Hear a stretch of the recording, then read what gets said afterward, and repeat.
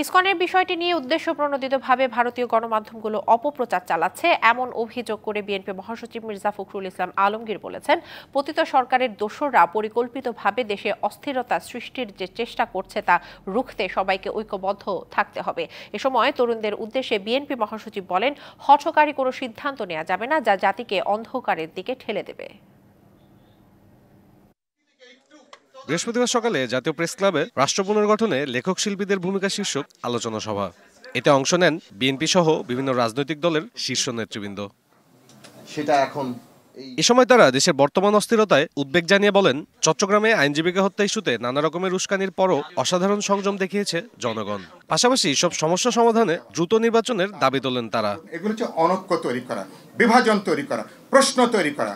সরকার ব্যর্থ হোক, অকার্যকর হোক, সরকার যদি ধসে পড়ে তাহলে পুরনো এজেন্ডাগুলো নতুন করে আবার কিন্তু আনা যায়। জায়গায় আওয়ামী লীগ ছেড়ে চলে গেছে, সেই জায়গায় কারা যাচ্ছে?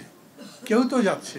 এই যাওয়ার পরবর্তী রেজাল্ট কি হবে এটা বোঝার জন্য নিশ্চিতভাবে রাজনৈতিক দলগুলোকে লায়াবল করতে হবে to the people write down. কেউ কেউ বলছে সংস্কার শেষ না করে আমরা যাব না, এবং জাতির জন্য এটাই হলো শেষ সুযোগ।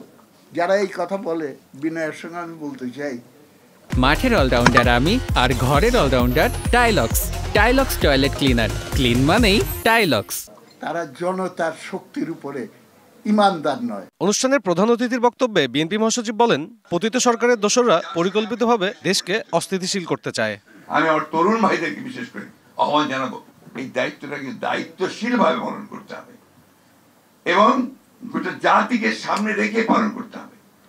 আমরা এমন কিছু করব না, এমন কোন হঠকারিতা করব না যে হঠকারিতার মধ্যে দিয়ে আমরা আবার অন্ধকারের মধ্যে চলে যাব। এটা অত্যন্ত আপনার পরিকল্পিতভাবেই এই অবস্থাটা সৃষ্টি করা হচ্ছে এবং সেটা করছে যে পতিত ফ্যাসিবাদ, তারাই আজকে এই অবস্থাটা তৈরি করছে।